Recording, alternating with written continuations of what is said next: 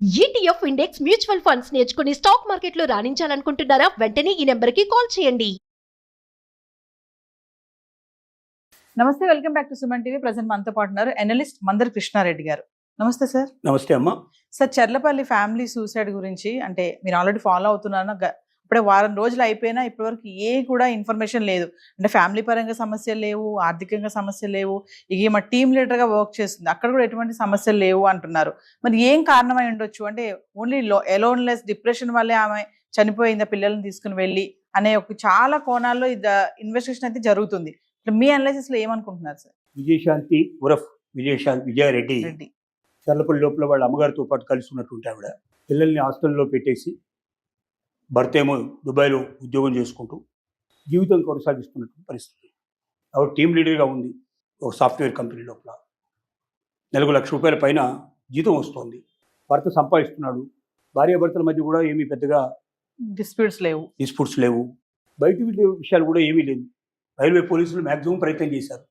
మనకు జనరల్గా సైకాలజీ ప్రకారంగా ఆలోచించినట్టయితే లేడీస్ డిప్రెషన్లోకి వెళ్ళడం చాలా జనరల్గా జరుగుతుంది. అంటే మగవాళ్ళ కన్నా ఆడవాళ్ళు తొందరగా డిప్రెషన్లోకి వెళ్ళిపోతుంటారు. అంటే ఒక అభద్రతా భావం, తనకు ఎవరు లేరు, నన్ను ఎవరు పట్టించుకోవడం లేదు, నేను ఒంటరిగా జీవిస్తున్నాను.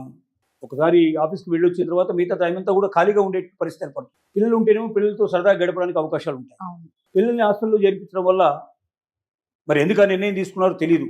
అంటే చలపల్లిలో ఉండటం వల్ల అక్కడి నుంచి పిల్లల్ని రోజు కాలేజీలకు పంపించడం తీసుకురావడం పెద్ద కష్టం అవుతున్న ఉద్దేశంతో వర్కింగ్ ఉమెన్ కాబట్టి నిర్ణయం తీసుకున్నట్టుగా ఉన్నారు పరిస్థితి. అలా బ్రదర్ చెప్తున్నటువంటి వారి ప్రకారంగా ఈమె మాటికి పిల్లల్ని తీసుకొచ్చేటువంటి ప్రయత్నం చేస్తూ ఉంటే నేనే చెప్పానండి, కాలేజీల్లో కూడా నేనే గార్డెన్గా ఉన్నాను, వాళ్ళని చేర్పించింది కూడా నేనే అక్కడికి తీసుకెళ్ళి, కాబట్టి గార్డెన్గా నా అనుమతి లేకుండా పంపించొద్దని కూడా నేను చెప్పాను. ఆవిడ వస్తే పంపించకండి అని కూడా నేను చెప్పాను. ఈ మధ్యకాలంలో చాలా ఎక్కువ జరుగుతోంది, పిల్లల్ని తీసుకురావడం చాలా ఎక్కువ జరుగుతోంది. మాటికి పిల్లల్ని తీసుకురావడం, మళ్ళీ 2-3 రోజులు ఇక్కడ ఉంచుకొని మళ్ళీ పంపించడం, ఇట్లాంటివన్నీ జరుగుతున్నాయనేది వాళ్ళ బ్రదర్ చెప్తున్నటువంటి మాట. అంటే దీన్ని బట్టి డిప్రెషన్ కొత్తగా వచ్చింది కాదు, ఇది కొంతకాలం నుంచి డిప్రెషన్లో ఉంది. ఆ డిప్రెషన్ పెరుగుతున్నటువంటి క్రమాన్ని ఎవరు పెద్దగా గమనించలేదు. అంటే ఆఫీసులో ఉన్నంతకాలం ఆఫీస్ పని సక్రమంగా చేస్తోంది. ఆఫీస్ నుంచి ఒక్కసారి బయటపడేటప్పుడు తర్వాత తనకు ఆటోమేటిక్గా డిప్రెషన్ పెరుగుతుంది. ఆ డిప్రెషన్ని తగ్గించడానికి మార్గాలు ఏమిటి? భర్తన్నా వచ్చి కొంతకాలం తనతో గడిపి వెళ్ళాలి, పిల్లలన్నా కొంతకాలం తనతో పాటు ఉండి ఆ డిప్రెషన్ నుంచి బయటకు వచ్చేట్టుగానే చేయాలి. కానీ ఈ విషయం ఎవరు అర్థం చేసుకోలేదు. ఎందుకంటే ఎవరు లేరు కదా. తల్లేమో ముసలామడ్యా, ఆవిడ పెద్దగా ఇవన్నీ తెలిసినటువంటి ఆవిడ కాదు. ఏదో వండి పెట్టడం, టైంకి రావడం, చూసుకోవడం, ఇంతవరకు తప్ప ఆవిడకి మిగతా వాటితో సంబంధాలు లేవు. కాబట్టి విజయారెడ్డి మనకు కనిపిస్తున్నటువంటి విషయాన్ని బట్టి ఇక్కడ పోలీసులు అన్ని కోణాల్లో ప్రయత్నం చేశారు. చివరికి ల్యాప్టాప్ ఓపెన్ చేసి చూశారు, ఫోన్ ఓపెన్ చేసి చూశారు, ఎక్కడ ఏమీ తేడా లేవు. ఆఫీస్లో కూడా ఎటువంటి ఆఫీస్లోకి వెళ్ళి ఎంక్వైరీ చేశారు. 13 ఈమెతో పాటు 13 మంది టీం ఉంటే మొత్తం 13 మందిని ఎంక్వైరీ చేశారు. వాళ్ళు ఎవ్వరు కూడా ఒక్కరినా ఈమెకి వ్యతిరేకంగా చెప్పలేదు. అందరూ చాలా బెస్ట్గా ఉంటుంది, చాలా పర్ఫెక్ట్గా ఉంటుంది, సిస్టమేటిక్గా ఉంటుందని చెప్పారు తప్ప ఎవరు కూడా చెప్పలేదు. అంటే ఆఫీస్లో ఉన్నప్పుడు ఈమె డిప్రెషన్లోకి లేదు.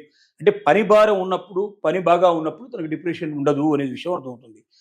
ఒక్కసారి ఆఫీస్ వదిలిపెట్టి ఇంటికి వచ్చిన తర్వాత తిరిగి మళ్ళీ ఆఫీస్కి వెళ్ళేదాకా తను డిప్రెషన్లో ఉంటుంది. భర్త సంవత్సరాల తరబడి దూరంగా ఉండటం, ఎప్పుడు సంవత్సరానికి ఒకసారి వచ్చిపోవడం. రెండోది ఏమవుతుందంటే జనరల్గా సైకలాజిస్ట్ చెప్పేటువంటి దాని ప్రకారంగా మిడిల్ ఏజ్లో ఉండేటువంటి లేడీస్లో సహజంగా 40 to 50 మధ్యలో, 40 to 55 మధ్యలో ఉండేటువంటి లేడీస్లో ఈ డిప్రెషన్ ఎక్కువగా వచ్చే అవకాశాలు ఉంటాయి అని చెప్తుంటారు. ముఖ్యంగా ఆ సమయంలో భర్త యొక్క అవసరం చాలా ఎక్కువగా ఉంటుంది. అంటే చిన్నతనం లోపల మ్యారేజ్ అయిన కొత్తలో అసలు పురుషుడికి స్త్రీకి మధ్యలో ఉండేటువంటి అవగాహన చాలా తక్కువగా ఉంటుంది. పిల్లలు పెరుగుతున్న కొద్దీ, వాళ్ళు దూరం అవుతున్న కొద్దీ, వాళ్ళని దూరంగా పెడుతున్న కొద్దీ, వాళ్ళు చదువుల కోసం, ఉద్యోగాల కోసం దూరంగా పోతున్నప్పుడు భర్త దగ్గరగా ఉంటే బాగుంటుంది, భర్త తనతో పాటు పంచుకుంటే బాగుంటుంది, శారీరకంగానే మానసికంగానే భర్తతో ఏకమై ఉంటే బాగుంటుంది అనే కోరిక మిడిల్ ఏజ్లో ఉండేటువంటి స్త్రీలకు చాలా ఎక్కువగా ఉంటుందనేది చెప్పేటువంటి మాట. దీన్ని బట్టి చూస్తే ఇటు పిల్లలు దగ్గర లేకుండా, అటు భర్త దగ్గర లేకుండా, ముఖ్యంగా భర్త ఈ సమయంలో ఉంటే తనకి డిప్రెషన్ నుంచి బయటకు వచ్చే అవకాశం ఉండడానికి అవకాశాలు ఎక్కువ ఉండేవి. కానీ తను దుబాయ్లో ఉండడం, కుటుంబం కోసమే తను కూడా ప్రయత్నం చేయడం, వీటన్నిటి ఫలితంగా ఏం జరిగిందంటే పిల్లలు దూరంగా ఉండటం, ఆ పిల్లల్ని మాటికి తీసుకొచ్చే ప్రయత్నం చేయడం, అది మంచిది కాదని చెప్పి తమ్ముడు సలహా ఇవ్వడం, ఇట్లాంటివన్నీ కూడా జరిగాయి. తమ్ముడు చెప్తున్న మాట ఏంటంటే ఆ టైం లోపల నాకు ఫోన్ చేసి ఉంటే నేనైనా అన్నయ్య. వద్దని చెప్పి ఆపేసేవాడిని అని అన్నాడు. అందుకే బహుశా 6 తర్వాత ఎంచుకొని వెళ్ళినట్టుగా కనబడుతోంది. ఆ Yes. టైంలో అయితే బహుశా రెగ్యులర్గా ఉండేవాళ్ళు ఉండకుండా వేరే వాళ్ళు ఎవరో ఉంటారనే ఉద్దేశంతో తీసుకెళ్ళినట్టుగా కనబడుతుంది. ఏదేమైనా డిప్రెషనే దీనికి కారణం అనేటువంటి విషయం దాదాపుగా మనకు పోలీసులకు కానీ అందరికి కానీ అర్థమవుతున్న విషయం అదే. ఆ డిప్రెషన్ ఎలా ఉంటుందంటే అది పెరుగుతున్న కొద్దీ ఒక రాక్షసత్వం లాగా వచ్చేస్తుంది మనిషి లోపల. అంటే ఇక ఏది కనబడదు, ఏది వినడు, తాను ఏం చేయదలుచుకున్నారో అది చేసేయడానికి సిద్ధపడతారు అన్నట్టు. పిల్లలు కూడా కనిపించలేదు. అసలు ఇంకెవరు ఏం కనబడరు. అంటే పిల్లల్ని ఎవరైనా తీసుకెళ్ళిపోతారేమో, తను చనిపోయిన తర్వాత సరిగ్గా చూడరేమో, ఆ పిల్లల్ని నెగ్లెక్ట్ చేస్తారేమో, నేను పెంచుకున్న పిల్లలు నా పిల్లలు ఒంటరి వాళ్ళు అయిపోతారేమో, ఆ ఒంటరితనంతో ఈ ప్రపంచంలో వాళ్ళు బతకలేరేమో అన్నటువంటి ఒక రకమైనటువంటి ఆ డిప్రెషన్లోకి వెళ్ళిన తర్వాత అనిపించినట్టు మాట. కాబట్టి నాతో పాటు నా పిల్లల్ని తీసుకెళ్ళిపోవాలి, నేను ఈ ప్రపంచంలో ఉండకూడదు, ఇక ఈ డిప్రెషన్లో నేను బతకూడదు అనేటువంటి నిర్ణయానికి వచ్చిన వాళ్ళు తప్ప అలాంటి పని చేయలేరు.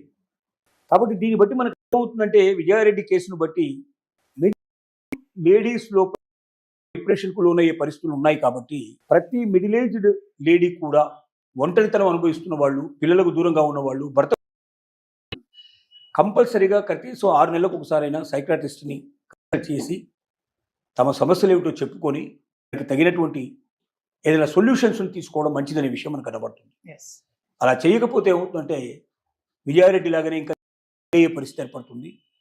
ప్రభుత్వం కూడా దీనికి తగ్గట్టుగా కాలేజెస్లో, అలాగే ఆఫీసెస్లో, తర్వాత కమ్యూనిటీస్లో కూడా ఎక్కువగా సెషన్స్ ఇలాంటివి కండక్ట్ చేస్తూ సైకాట్రిస్టుల్ని పంపించి కండక్ట్ చేస్తున్నట్టయితే కొంతవరకు డిప్రెషన్ నుంచి బయటికి తీసుకొచ్చే అవకాశం ఉంటుంది. మరొక విజయారెడ్డి దీనికి బలి కాకుండా ఉండేటువంటి అవకాశం ఉంటుందని మనం మనవి చేస్తున్నాం. Thank you.